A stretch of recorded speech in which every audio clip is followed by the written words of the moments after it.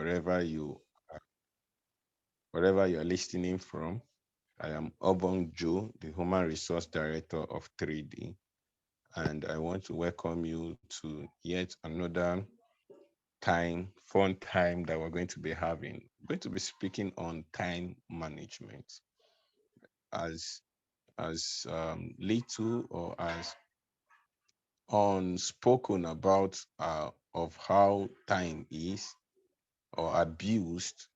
It is something that I believe we're going to learn from. And at the end of today's training, you'll be learning how to manage your time, why you need to manage your time, and why, as a volunteer under 3D, how to make effective use of your time. So, why should we study about time management? Why they talk about management? Number one, time management is the basic unit of living things or life. I know we say cell is the basic thing of life, the basic unit of life, but also um, time is also the SI unit of time. The reason why I say that, or why I'm saying time is the basic unit of life or the SI unit of life, is because for everything that we do, we measure it by time.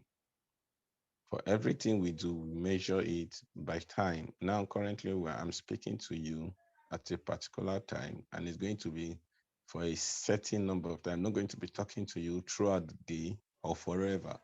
So I have a specific time for speaking with you. Now, your age signifies the time you have spent here on earth. So time is the basic unit of life. It is used for measurement. The second thing you must know about time is that it is a connecting point where people from different race, different ethnicity, different religion, different countries, different continents meet at. Right? People from Asia, from Europe, from America, from different parts of Africa can be listening to me at a particular time, but yet get value because time is like a connecting point for many people.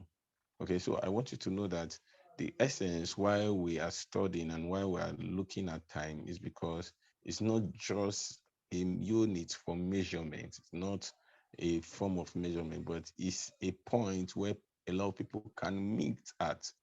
It's not a physical point, but it's like a visual point. It's like a location where people can meet and get value and go back to wherever they are or to whatever they were doing.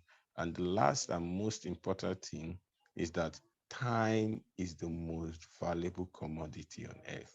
A lot of people think that money or gold or what have you, power is the most valuable thing on earth, but they are wrong because time is the most valuable thing or commodity that we have here on earth.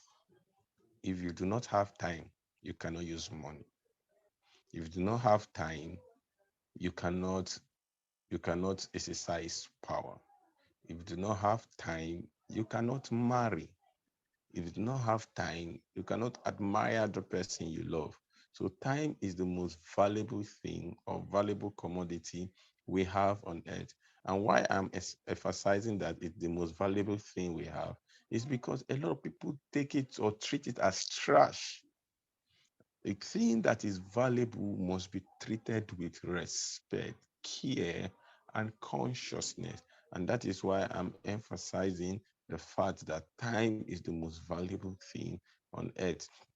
If, as a person, you have misused time, you have thrown time to the dustbin, I think this is a valuable time for you to learn how to use it. And so I'm going to be sharing a quote by one of the greatest mentors that I've ever listened to, I've ever followed. He's a wonderful leader, someone who inspires me, who has made me to become who I am today by his teaching. There's something he said which I would really want you to also learn. When a purpose is not known, abuse is inevitable. When purpose is not known, abuse is inevitable. So a lot of people, because they do not know the purpose of time, they do not know what time is meant for. They do not know that time is a measuring unit for life. They do not know it's a connecting point. They do not know it is the most valuable commodity. They abuse it. And so my mentor is correct when he said that. Okay. I saw a post online and which I would want to share with you. I don't know, it may not necessarily be true, but it has some elements of truth in it. They said that as a young man, a man who is not married or a woman is not married, as a young youth, you have time, but probably you do not have money. You have the time, you have the energy, but you might not have the money, okay? Because you're still under guidance of your parents or you're still in school. Yes, so you probably may not be working, you do not have your own personal money, but you have the time, you have the luxury of time, you have the energy, you can do whatever you want to do, you can run different 2 3 kilometers without getting tired and all of that. You can do a lot, but money is one of the major factors that affects youth, right? So we now get to another stage in life where, as a young man or a young lady, you are married, you have children, so you still have the energy, okay? You still have the energy, you still have you may have a little bit of money to take care of the responsibility that you have at hand, but you probably may not have time because at this time, at this process or this stage in your life, you are substituting time for money. You're using time to look for the money to take care of your children. You see, as a young man, you weren't using your time for money, okay? But now you have to invest your time so that you can get back a profit called money, so that that money can be used to address some of the responsibilities and some of the challenges you have in your home. But if, as a married man, as a young man, let's say from around 30 to around 45 or 50 years, you did not get it right, you did not invest your time properly, at old age, you will not have time, you will not have energy, and you will not have money. Okay? But if you invested your energy and time properly as a young man, even at old age, when you do not have the energy, when you do not have the time, you can have the money. Okay. Or when you do not have the energy, you can still have time and money. So it's very important that we have to pay attention to time, because time is what gives money. Time is what repays labor. So as a young man, that I believe we're all youth, that's why it is called 3D African youths. We have the time, we have the energy, and for some of us, we have the money. And this is the best time for us to invest it properly. So we will be studying two personalities that makes them not to be able to use their time properly, or two personalities that make them to use their time or not to use their time properly. All right. So there are two personalities we're going to be looking at. Now, these two personalities are scattered among the people listening to me. You could be any of them, and it's not that they are bad, but you can blend both of them to become who you need to become. The first personality, okay, these are the two personalities here on the screen. We have the result oriented and we have the process oriented. The result oriented and the process oriented. All right. So, which are you? Are you the one who loves to hit the target? You are goal oriented. Everything about your life is hitting the goal. You want to get there. You want to become this. You want to become that. And you have what you want to become. So all your mind is focused on the goal. Are you like these three people who are set at hitting their target? When they wake up, they think about the goal, they think about what they want to achieve. They do not care what happens, they just want to hit the goal. Or are you someone who is process oriented?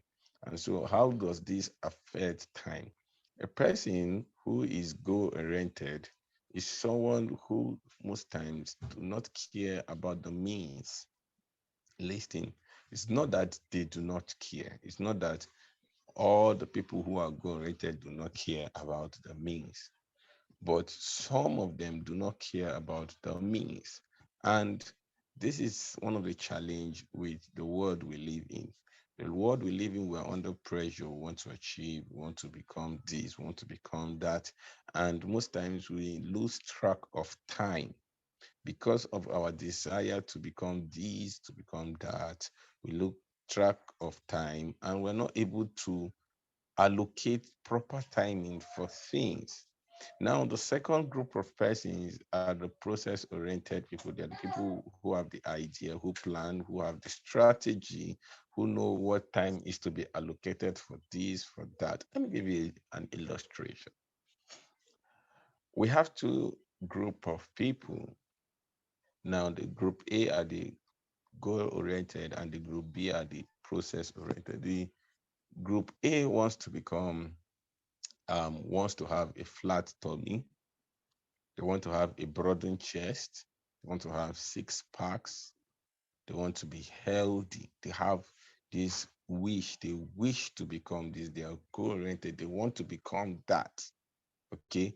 They have a picture in their mind of who they want to become. They want to speak where. They want to dress where. They want to drive on luxurious cars. They want to use jets to go to different places.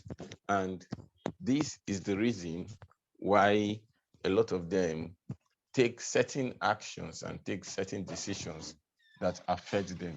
Now, the second group of people are the people who knows what they want to become, but also they know what to do to become what they want to become.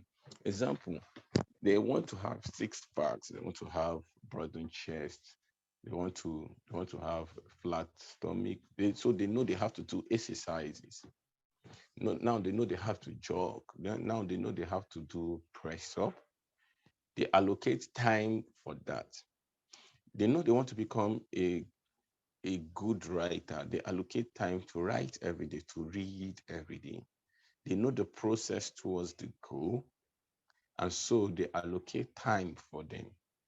The goal-oriented individual knows the goal, but most times do not know the process, and so they take some process haphazardly.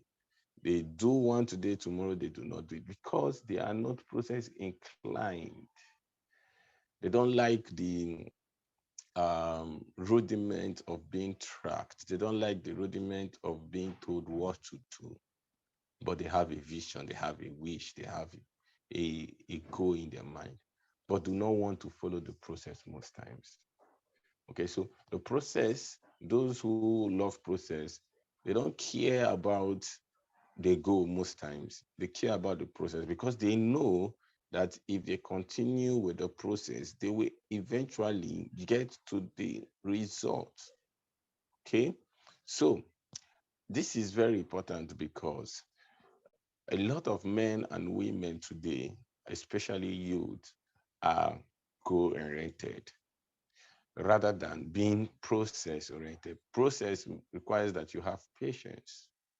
It requires that you allocate time and keep doing a certain thing for numbers of years without getting discouraged. It means that you keep speaking and going for invitation without being recognized for 10 years without getting discouraged. It means that you keep meeting people or going to different places without getting discouraged. It means that you keep doing the exercises without getting discouraged. These are the group of people that we want to train in 3D. The group of people who believe that is a step after one step. take one step before the next step. And for each step, it requires that you pay attention to time. All right. It takes time to achieve one progress, one step before you take the next step. So now, why I have to illustrate these two group of people is because assuming you are given a position, a role to do here in 3D, we usually would give you a goal to achieve.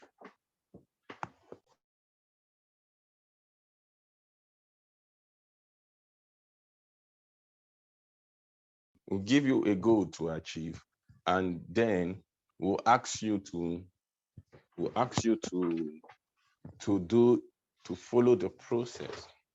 Now, this process will require that you take your time to achieve it.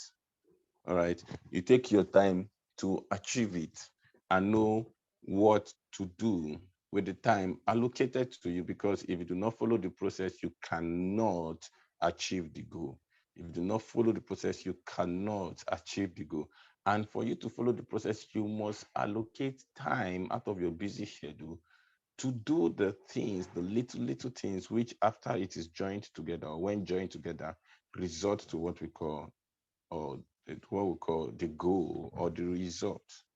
So the second thing that is responsible for people not being able to manage their time is a myth that I want to address. This myth is the reason people are ineffective. They cannot control their time. They cannot do more for themselves. Okay. So it is called multitasking. From the picture that you see here, you see a woman doing different things at once. We're in a time where uh, technology has made it easier for you to do multiple things at once. And so we have the mindset that by doing multiple things at once, we can achieve many things in a short time. But that's not true. From the book, I wrote a book, like I shared in the previous screen. I've written a book on the brain. I'm a public speaker and a writer. I've written 4 books already. And this book that you have here is a book on the brain, and it addresses some myth that has held a lot of people down. If you're interested, you can order for the book. All right, now this book addresses something that I've just mentioned here, that multitasking is a myth that people believe they can do. The brain actually can only be effective, or is only effective when we monotask. All right. It's only effective when we monotask. And so when we multitask, we cannot achieve what we sought to achieve in the desired time. In short, the reason why a lot of people are not effective with their time and cannot manage their time is because they multitask. Psychology says that it has been found out that only 2 to 3% of the world population can multitask effectively and achieve their result. So, okay, out of 10, 2 to 3 people can multitask. Now, do you assume that you're among the 2 to 3, or you're probably among the 7 to 8 persons who cannot multitask? The reason why a lot of people believe that they can multitask, and like we have just said here now, is that a lot of people can be listening to this message or to this training and be doing another thing, and be chatting and be writing and be speaking and be eating, and they believe that they are understanding what they are listening to. You see, the problem with multitasking is that it's an illusion. It creates an illusion that you have the time, all right, and you can finish what many things in a shorter time. But it's not true, because you will not be effective. You will not be able to achieve what you sought out to do. So it's very important that we know that as a volunteer in 3D, you have to learn to monotask. In short, it's something that you should understudy and begin to build in yourself. How to monotask, how to do a job part time, all right? How to differentiate. That is why I spoke about process orientation. A person who is process oriented believes in doing a task at a time and segmenting that task to a certain time. So he's not just only process oriented, he's not just only having tasks to do. The person knows what time to actually do those things that he or she have set his or her mind to do. So process oriented people are people who set time on tasks and achieve it in the desired time. Okay. So it is very important to learn that multitasking is a myth and is the reason why we cannot achieve or manage or be a good time manager. And secondly, result oriented people are poor time managers. So, as a volunteer or as a director in trading, you will be expected to take on some tasks. You will be expected to manage your time.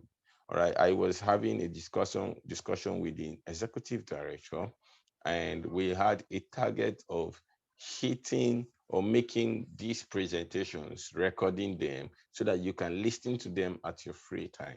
We had a plan, we set a target, we set a timeline, and both of us have been able to achieve that timeline because we have the goal. We're not just only goal oriented, we're process oriented. We knew the time, we set the time, we gave a target to finish each topic, we set the slides, we did everything and knew the time we ought to finish so that we can give time for recruitment and for other things. So in 3D Africa, you'll be expected to do certain things in a timeline, and if you are not process oriented, it will be too bulky for you. It will be too frustrating for you to be able to jump pack a lot of things to do at once. But if you're process inclined or process oriented, you will learn how to segment your tasks and give it a timeline so that at this particular time you know you are doing this, at this particular time you know you are doing this, at this particular time you know you are doing this. All right, so I would want to end by sharing some quotes that I believe will be helpful to you as you go on this journey. All right, be focused on process and not outcome. Be focused on process and not outcome. It was a quote given by Seth. So I believe that as you come along and as you join us in this organization to move 3D Africa forward and touch the lives of people, you will be conscious about process and not majorly about the outcome. Because the truth is this: if you continue doing what is right, if you continue going to the right direction, even though you are slow, you will get to the direction, you get to the destination. All right. If you continue doing the right thing, you will get the results. Okay? It's not about speed, it's not about wishes, it's about consistency. And that is why in trading, we will teach you how to manage your time. But before that, we'll be giving you responsibility. But before that, we want to prep your mind and make you understand that as a volunteer, you must be or you should be process inclined rather than result inclined. Now, the second thing I want to point out as a summary is that every second is of infinite value. Every second is of infinite value. And so it's very important that you take conscious effort, not just about this organization, but also about your life. Okay? Also about your life. Rather than killing yourself, doing many things at once, I would want you from today to learn how to monotask. Do a thing, finish it, make sure you complete the task before moving to the next. Okay, like listening to this presentation, give your whole attention to the presentations, to the various trainings before moving to the next. Listen to one before moving to the next. Don't skip, don't forward. Listen gradually. Write down what you've learned, because at the end of the day, all of these in cumulative will help you to become a better volunteer and a better person. All right, so I want to end by saying this: you can become whosoever you want to become in 3D Africa. You can reach out to different places and different countries and meet different people, right? This is an opportunity for you to showcase that talent. This is an opportunity for you to leave the territory wherever you are and begin to influence other people in different African countries. This is a platform that you shouldn't joke with, all right? I became a human resource director, yeah, and I've been able to reach out to different people from 26 countries in less than 3 months because of the privilege of 3D. Right. So for those of you who would want to see my picture, this is me. I am Obong Joe, and I've written 4 books. I've written a book on the brain, which I've just illustrated in about the myth. You have seen the picture. You can order for it. I've written book on the mind. If you have any issues about depression, you want to know more about success, how to change your mindset, I have a book on that. I also have a book on public speaking. You can just click on this link, stellar.co.m stroke obonjo, and I have a free book for you in case you're interested. The book is called 10 Minutes Every Day. It's nice having you here. I trust that being in 3D, you experience a transformation in your mind and a transformation in how you see Africa. And together with you by our side, we're going to achieve super and wonderful things in our course of time here on earth. Remember, I want you to remember that time is the most valuable commodity we have. As long as you're alive, use your time wisely, manage your time wisely, and use it to impact another. Thank you very much.